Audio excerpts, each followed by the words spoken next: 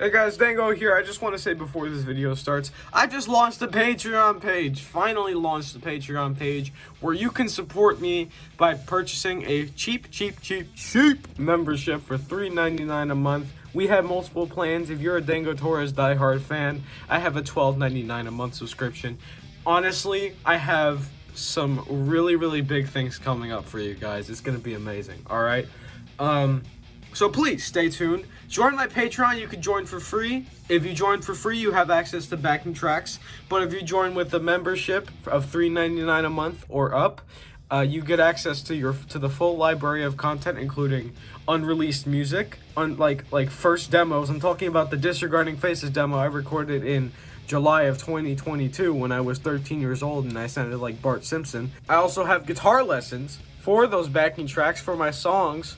So you can learn how to play the entire Dango Torres discography. I'm still currently in the process of uploading stuff, so if your favorite song is not on there right now, trust me, it will be very soon. I'm working on it. Please, trust. If you would please just join the Patreon, link is down in the description below. Also, buy my merch, bonfire.com/Dango Torres shop. Those are the best ways to support me. Please, you guys are amazing, and this has been a blast so far, and I'm really enjoying this. Please, it would mean a lot. Thank you.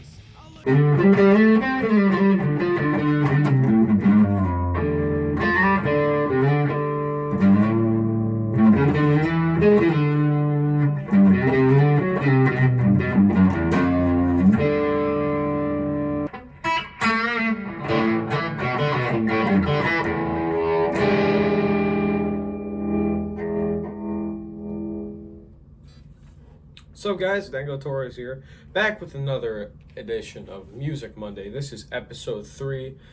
Welcome. So today we're going to be talking about a couple things. This is going to be a bit of a, how do I say this? Say maybe a bit of a controversial topic. We'll say that. We'll keep it at that. This might be a shorter episode today, I'm not sure, but I'm going to try my best to go into as much detail about my statements as possible, because I do have some things to say about this. The other day, I was scrolling on Instagram, and I don't do this much, believe it or not. My nose is still red. See, I don't know why it's red, all right? I have, like, minor allergies, but that has nothing to do with it, I don't think, because I can breathe through my nose again, but my sinuses might still be congested. I was on Instagram the other day, and actually I wasn't even scrolling. The first post that came up on my feed, I think I was going to post something. The first post that came up on my feed was a picture of Kamala Harris and the Liberty Torch. She was holding the Liberty Torch. Now, I'm not going to get political on here, but it was a music creator, a musician. I'm not going to say the name because I couldn't if I tried because I don't remember. But the musician himself was basically voicing his opinion on the debate and how Donald Trump wanted a Fox debate instead of an ABC debate, which there's billions of videos. I'm not going to go through the full story there on this video. There's billions of videos for you politic gurus to go online and look at. But he was just saying, basically, voicing his political opinion, which that's not a problem. As an American citizen, we all have the rights to voice our political opinions, all right? I believe Instagram is not the right platform for that, though, okay? I commented on his post, and I said, basically told him there's no room for politics on as a musician. This is one of the stupidest things you could do, is post about politics, and I told him why, because you can lose lots of fans, you can, split your fan base in half, essentially for you're just gonna cut your fan base in half, and that's especially a bad move for small creators. That guy had no more than 5,000 followers. I don't even know if he had that. Maybe he had like 2,800 or something when I looked at his page. I commented that, and he replied back. He basically just told me to F off. I'm gonna be honest with you guys. I'm trying not to curse as much on here. He basically said F you, I was like, well, that's an American response for sure. But it really made me think, all these really great musicians that have already made it, or most of them, are advocating for something. Serj Tankian from System of a Down, you know, he's Armenian and he advocates for, whatever the hell's going on there. I don't know where he stands politically, if he's conservative or liberal, but it's not necessarily politics. It could be the environment. It could be the economy. Chris Novoselic, the bassist from Nirvana, he started a new political party in Seattle, and he has a band that he's playing that represents the political party. He's going to be on bass, which is, I've seen some videos. It's pretty cool. That he's out there and doing that stuff again. Brian May, he advocates for a better environment. He wants to save all the badgers, and I think that's really cool. He cares about wildlife a lot, and there's some really good causes that these people are advocating for, whether it be for stopping hunger or global whatever the hell is going on, global warming, climate change, whatever you guys want to believe in. Whatever's happening in the world, really, there's going to be some musical celebrity advocating for it. And I've even spoken out a couple times on Twitter about my stance politically and whatever. Not very good to go on Instagram or YouTube or even Facebook or Snapchat or TikTok. The reason why Elon Musk bought out Twitter, and I'd say one of the reasons he bought out Twitter, was because he wanted to change some of its policies. Before then, there was a lot of censorship going on. Freedom of speech is our First Amendment. That's why Twitter is more of a, or X, as you got. I'm not calling it X. If you think I'm going to call it X, you're a psychopath.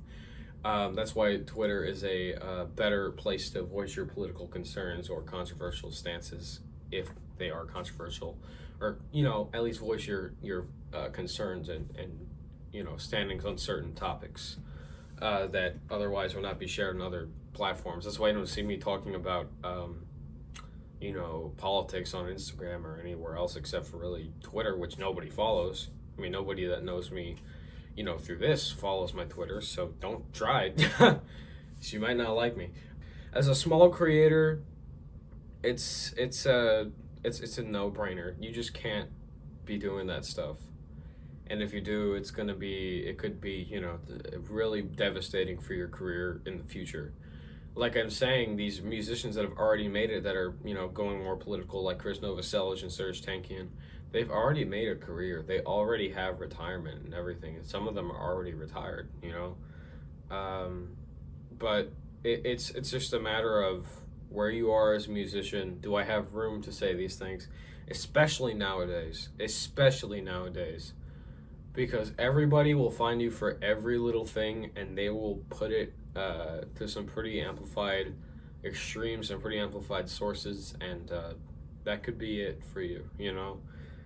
That's why, like I said, I don't say anything politically, or I don't say anything that's controversial, and I keep that to myself, because politics, religion, and sports divide people. That's why, and sometimes even bands do too, but I'm wearing a Pantera shirt. What am I going to say? Actually, I went to see these guys in concert like a year ago, August 17th, 2023. They came to Houston, and I saw them, and it was probably the greatest fucking concert I've been to this far. That was my first metal concert as well, was Pantera. At least the Celebration. I know you guys are going to be in the comments, why are you wearing a Pantera shirt? Dimebag and Vinny weren't even there. Okay. Well, it was still a really good concert. I loved it. And I loved, Zakk Wylde. I think he served Dimebag justice, except for when he played the walk riff, because he didn't play it right. He didn't give it the freaking... I know I'm in standard tuning and it doesn't really sound good in standard, but...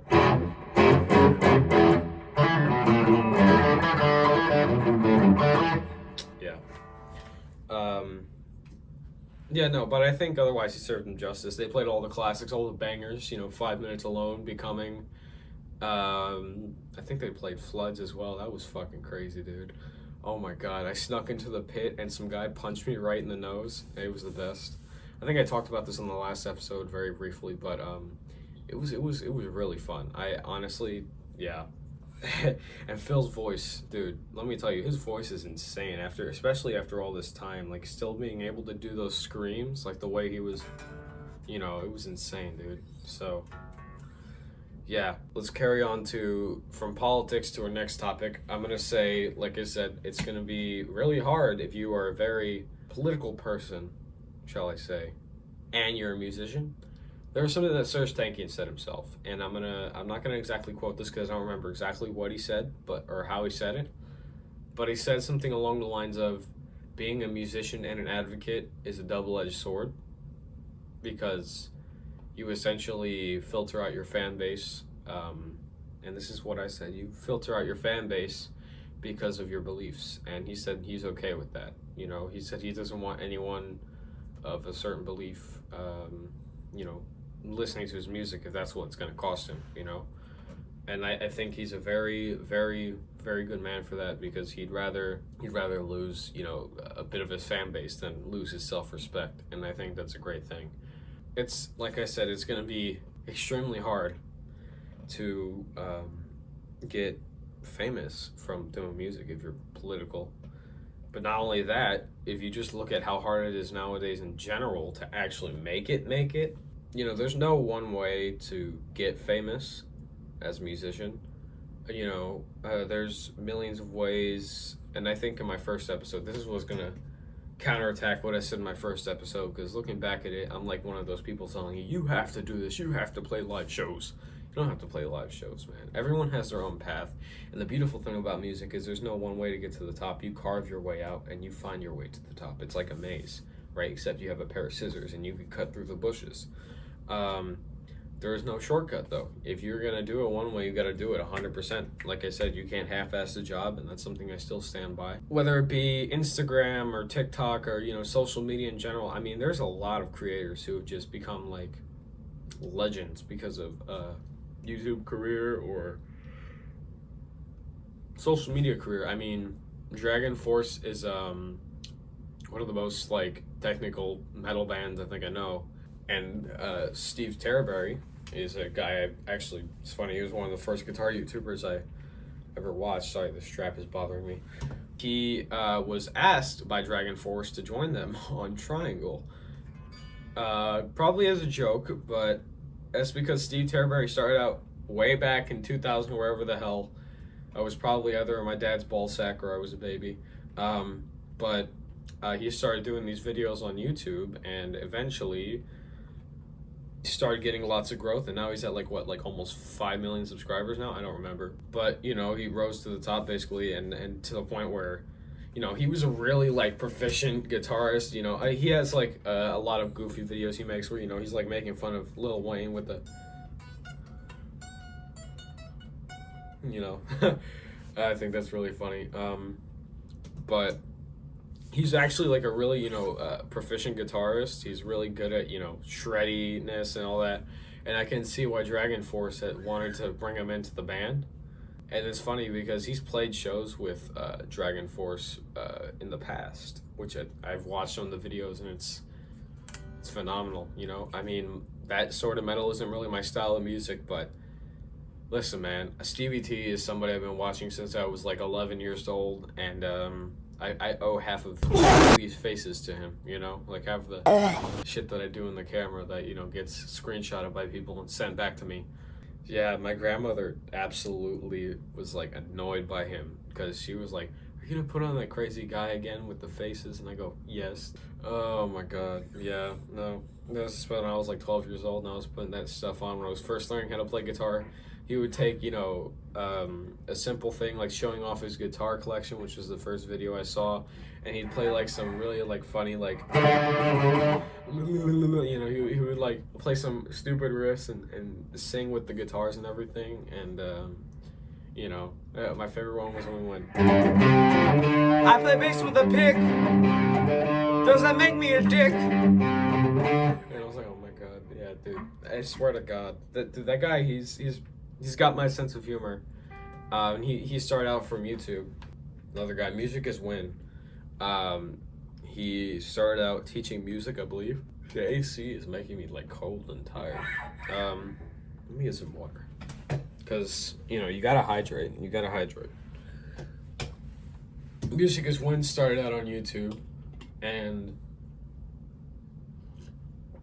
previously was a teacher, and he also started out with his still thriving guitar curriculum, Guitar Super System, which honestly is a great curriculum. I've spent like maybe, I don't know, I haven't spent that long looking at it. I reviewed it a couple times. It's all around a pretty solid curriculum. It covers a lot of things like, bending and, legato and even, tapping and everything. It's a very good curriculum. He goes over music theory, a lot of things. You can just go on the website. It's like $70 annually, but it's really good. I think you get what you paid for, so it's all around a pretty good curriculum. He started out from that, and now I'd say more recently he's gotten the past like 5 years or so, he's gotten to do some pretty crazy things. Gotta Have Rock and Roll has sent him, guitars of like legends, dead legends, like Eddie Van Halen's Frankenstrat. He's played Eric Clapton's Stratocaster. He's played Stevie Ray Vaughan's Stratocaster. He's played Jimmy Page's Stratocaster, which I've seen one video with him in a Stratocaster, and that was like 2 months ago. I didn't know he even played Stratocaster. It was funny because one of the reasons I got my Les Paul Tangerine over there, which I will bring in for a video pretty soon, was because of my love for Led Zeppelin, and I wanted a Les Paul, because of the humbuckers and the all-around, warmer tone. This guitar, by the way, I know I don't bring this one on the channel much. This is a Ibanez build that my friend gave to me. He slapped the Ibanez sticker on it, and so this is all a makeshift thing. I think these are Duncan pickups, I'm not sure. They may not be, but the strap is not very good. I think I need to tighten it a little bit, but I got this off of Temu, so I don't know what I'm saying. But yeah, 24 frets, and it's a pretty good guitar. It's got like some, I think the nut needs to be slotted a little lower, but other than that, that's fine.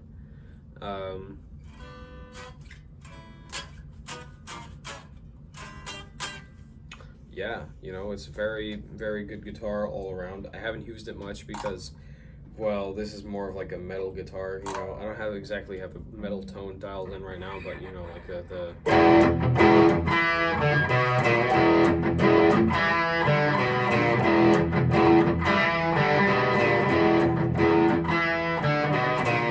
why does it kind of remind me of like surf rock, like with this tone? I don't know. It's just sort of like, wait,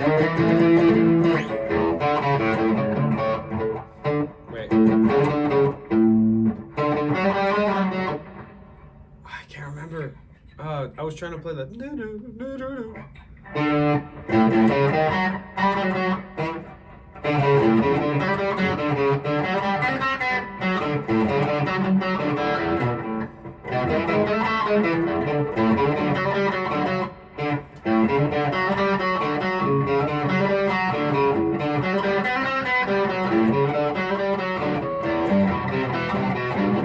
I don't remember it. I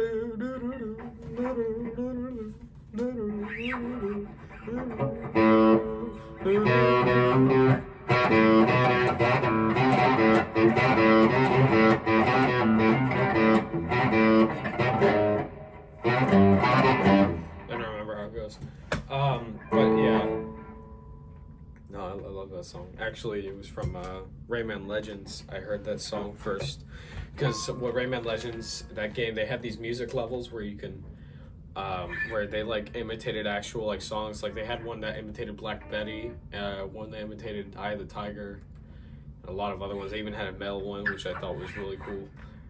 But yeah, this guitar I haven't used it much actually. It's been relicked just a little bit. You can see this right here, and you can see this right here. I don't know why this tape is here, but it's not been a problem, so I haven't felt the need to take it off. But 5-way selector switch, 1-tone knob,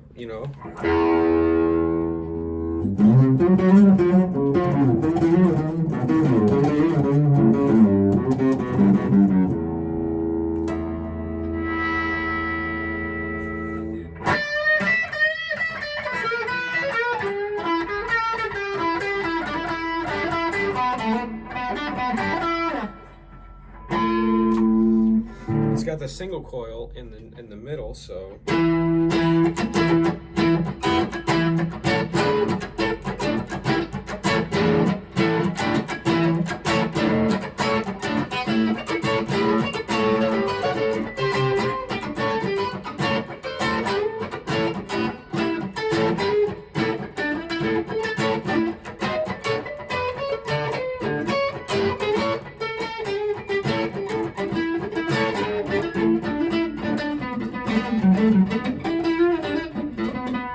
Get those really quacky strat sounds.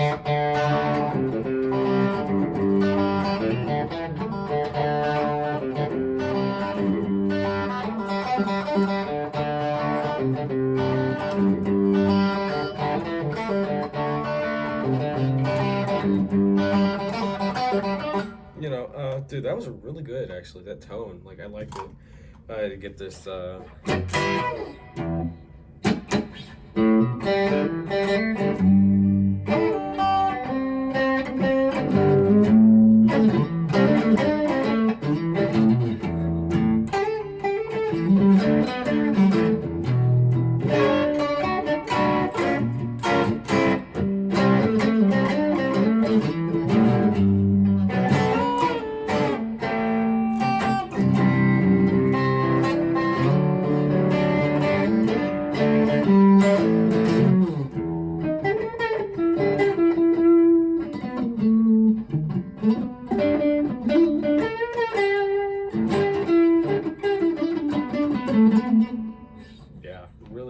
really nice and quacky tones. I really love it. It's like an all-in-one. That's what I like about this, because it's got the HSH configuration. Yeah, I mean, it's all around a good thing. So what I can do sometimes is, because these humbuckers are a bit more high output, you know, than the single coil, I can switch to the single coil when I'm playing rhythm, right? So I don't have to turn off my distortion. When I'm going to do a lead,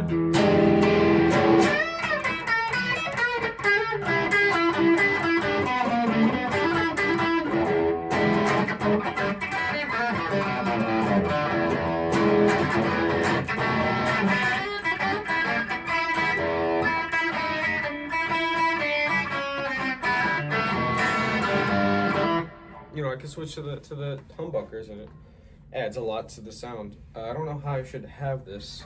You know, last week at Chris Castaneda's jam, I brought this guitar, and he taught me this trick because my strap kept falling off during my solos. He said, just put the horn in the pocket, man. And I was like, oh my God, that's, you know, it's a very valuable trick, you know.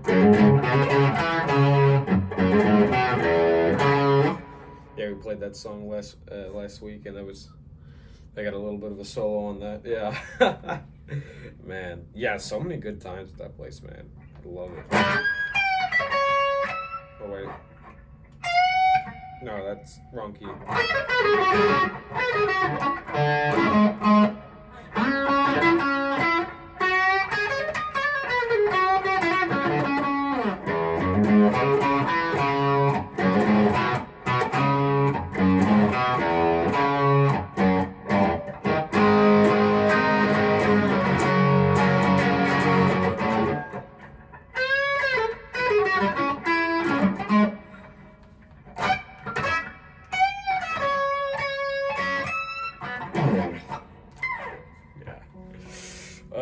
I'm having too much fun.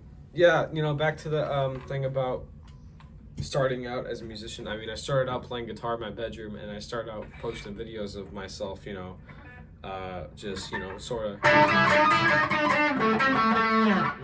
throwing nut shit on the guitar, just, you know, sort of wonking around, and, you know, that, and I would go on Omegle all the time, and I would play guitar for people.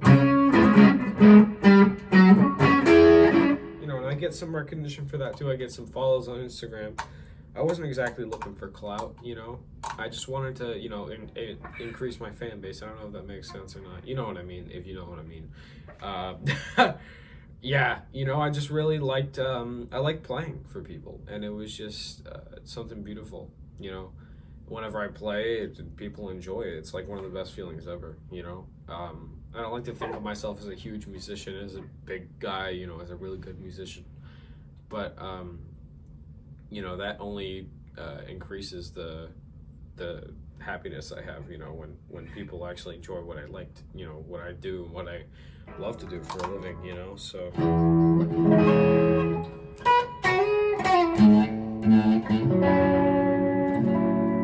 don't have a whammy bar. Yeah, not for this one.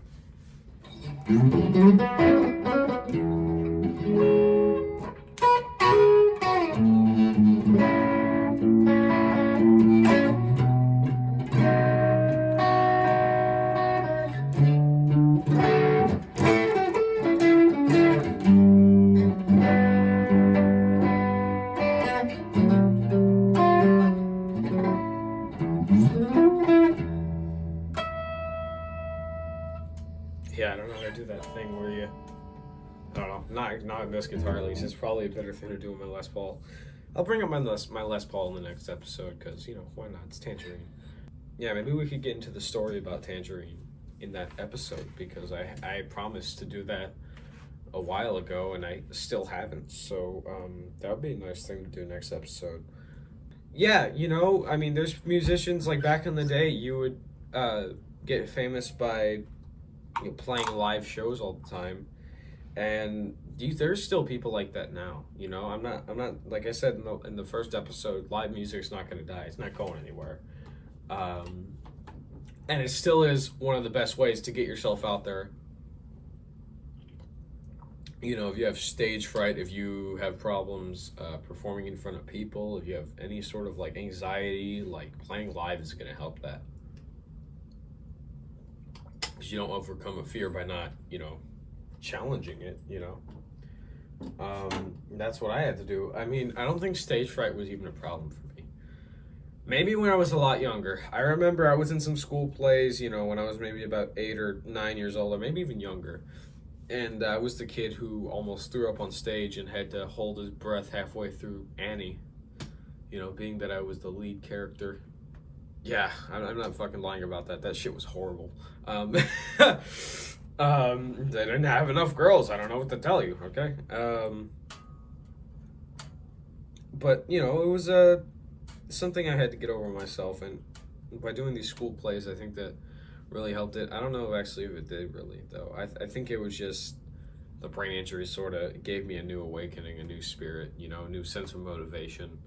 Really, I thank that brain injury sometimes, you know. Thank you for putting me in these shoes, you know, so where I can know what it's like to, you know, be alone and it's locked in your head for years at a time, you know, months at a time, really.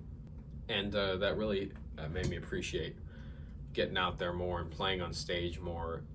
Every night I play on stage, and here's an Eric Clapton quote. Said it in the last episode, I believe. Every time you pick up your guitar, pick it up as if it's the last time you're going to play. That's what I do. Here's another quote. I don't know if anyone said it before him, but this is where I heard it. My good friend Chris Castaneda, we all know him, we all love him. He said, don't play notes, play sound. I also take that into consideration. So, you know, just talking about, a lot of people like to, you know, do the, you know, I can't even really tap that well, but a lot of people like to, you know, do all the flashy shit the minute they're, you know, giving a solo, and it really doesn't mean anything if all those notes are, you know, not making the audience feel anything. You gotta make sure you're playing with your heart and not with your fingers necessarily. I mean, you play with your fingers if you want to take it like an autistic person, but you gotta really feel every single note that you're playing. If you don't give yourself the chills while playing guitar, then you're not playing it the right way. I'm sorry, buddy, but that's just how it goes, you know? I mean, you can do all this tappy shit if it makes the audience feel good, you know? But it's not the notes you play, it's the context. Because in a blues situation, you know, let's say we're in a blues C sharp. Laid back like, you know, slow groove.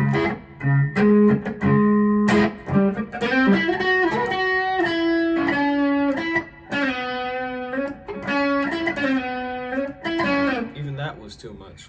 So you don't even have to go that far. You just, like, let's just.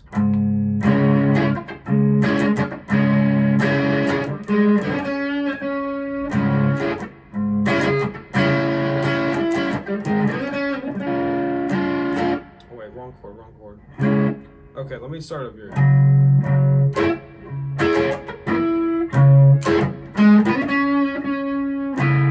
That's all you need to do. Add some little spice, you know.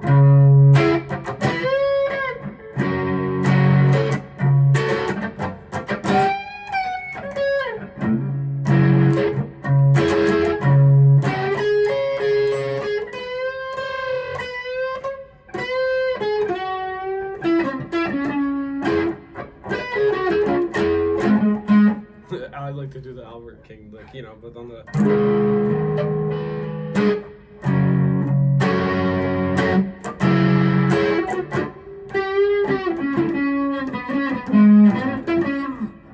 You know, it's just, it depends on the context. You know, you could be playing, even still, let's take the same chord progression. Let's play it differently. Let me switch to a...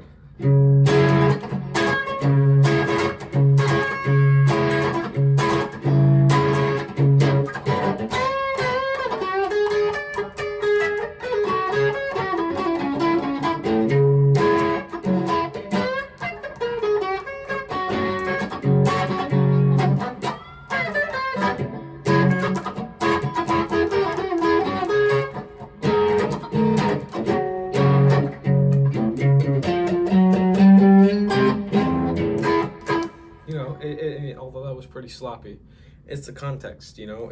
People don't dance because something's in a certain key and because you play, you know, certain notes.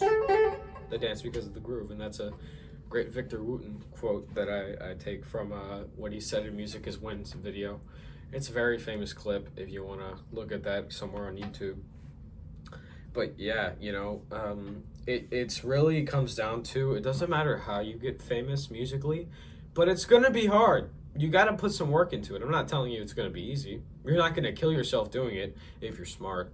Because there's a billion wrong ways to do it, and there's a few right ways to do it. Really, there's no wrong ways, there's no right ways.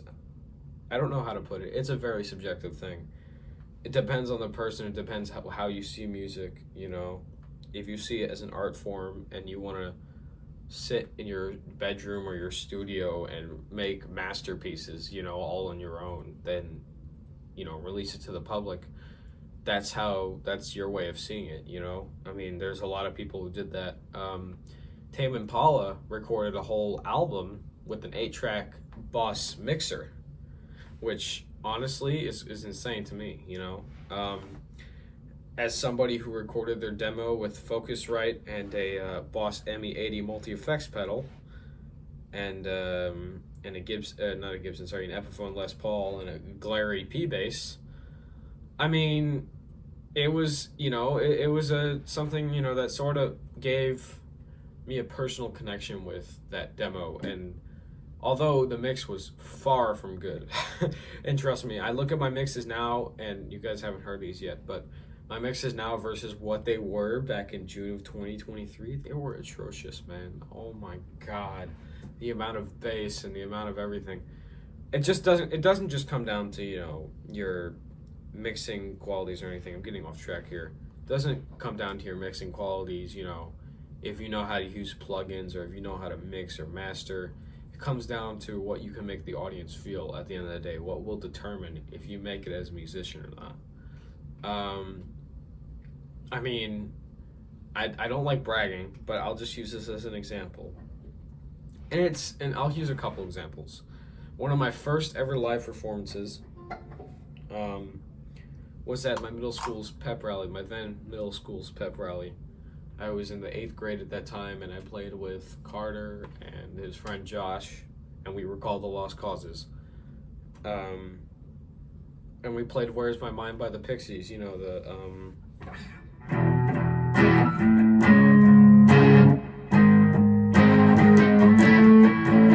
and I was playing the, you know, the you know, the clean.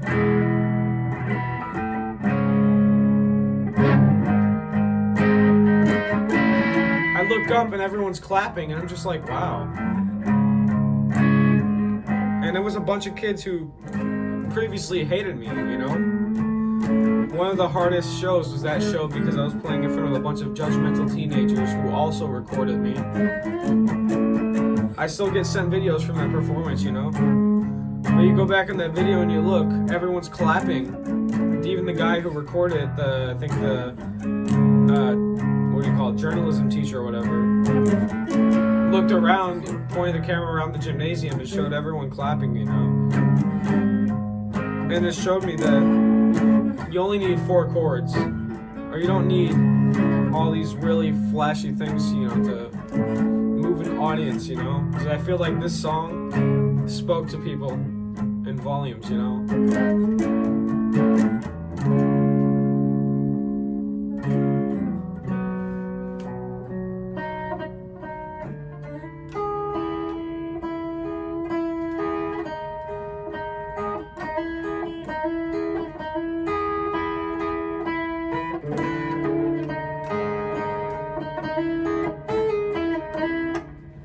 That song. That's held somewhere special in my heart. Another example was just last week. This is on a less of an emotional scale, but with Chris Castaneda, when I was we were doing call and response, and you know, we were doing like the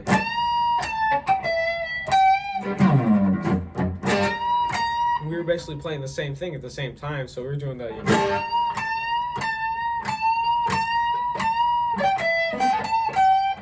and as we were going, I hear these people in the crowd like, whoa, yeah! And I was like, okay. You can hear it on the video too, you think I'm lying. No, it was Feeling Down Blues that we were doing that.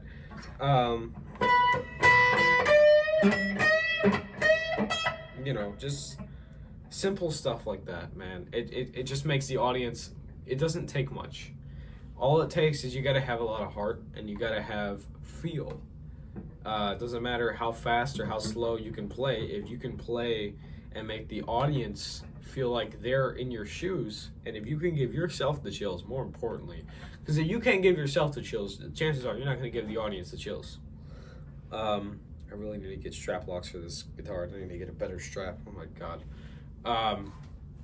You know, it all comes down to how you make the audience feel, because music is an art of performing, and you got to play in front of an audience. You got to make them feel like they took something from that. It's like a good lecture or a good sermon, you know? And I don't want to get religious. Like I said, it's like a good speech, you know, or a good lecture. You got to take something away from it, you know? Lincoln's Gettysburg Address, for example, you know, 77 years ago. Yeah, that speech is still being said by people around the world. It's still remembered by people around the world, not just in the United States. But you know, it's what you take away from it, and that's because he was a good, I don't want to say entertainer, because it was during the Civil War that he said that address in, I think, July of 1863. He said that. It was the fact that he knew how to phrase himself. He knew how to make the audience that he was giving that speech to, that he was delivering that speech to, he knew how to make them step into his shoes and see what, you know, as a commander-in-chief, what he was, you know, dealing with at the time. And it was a really patriotic speech, and it was a really, really humbling time for those who were living in it. Yeah, I mean, not only that, you know, like Abraham Lincoln's one of them. Just if you could translate that over to the guitar, you know, you got to know how to make your guitar sing. You got to know how to make your guitar cry. You got to know how to make that thing speak, you know. It's got to speak to the audience.